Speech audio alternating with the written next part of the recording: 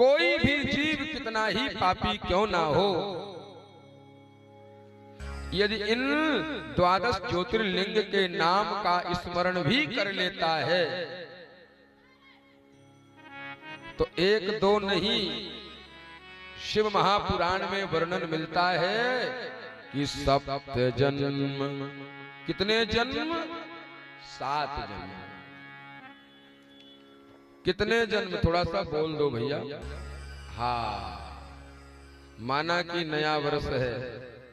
हाँ, 7 जन्म का किया हुआ पाप भी 7 जन्म में जो भी हमसे अनजाने में अपराध हो गए हो, तो शिव महापुराण में लिखा है कि 7 जन्म कृतम पापम स्मरणेन विनश्यति। 7 जन्म का किया हुआ नाश नहीं होता है, विनश्यति। अब आप कहोगे महाराज नाश में और विनाश में भी अंतर है क्या? बिल्कुल अंतर है भैया, नाश में और विनाश में।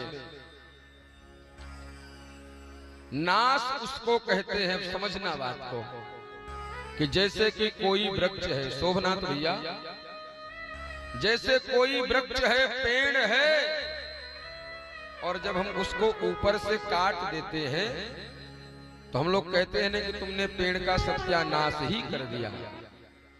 लेकिन जब नाश होता है पेड़ का तो प्रस्फुटित होने की संभावना भी रहती है। आप लोगों ने देखा होगा कि कई बार हमने पेड़ तो काट दिया, लेकिन अगल बगल से फिर से वह पेड़ उग गया है। उग गया कि नहीं उग जाता है? इसको तो कहते हैं नाश। लेकिन विनाश का अर्थ होता है कि जैसे हम किसी वृक्ष को जड़ के सहित समूल उखाड़ करके फेंक दे, प्रस्फुटित होने की संभावना ही समाप्त हो जाए, दोबारा निकलने की संभावना ही समाप्त हो जाए। यह है विनाश। तो जो 12 ज्योतिर्लिंगों का नाम स्मरण करता है उनके पाप नाश नहीं होते हैं। 7 जन्म कृतम पापम स्मरणेन विनश्यति। 7 जन्म का किया हुआ पाप, अनजाने में किया हुआ पाप जल करके नष्ट हो जाता है। जैसे कितना ही बड़ा कचड़े का ढेर हो, जब हम छोटी सी माचिस की तीली लगाते हैं तो वह विशाल कचड़े का ढेर राख में बदल जाता है। प्रेम से कह दो हर हर महादेव।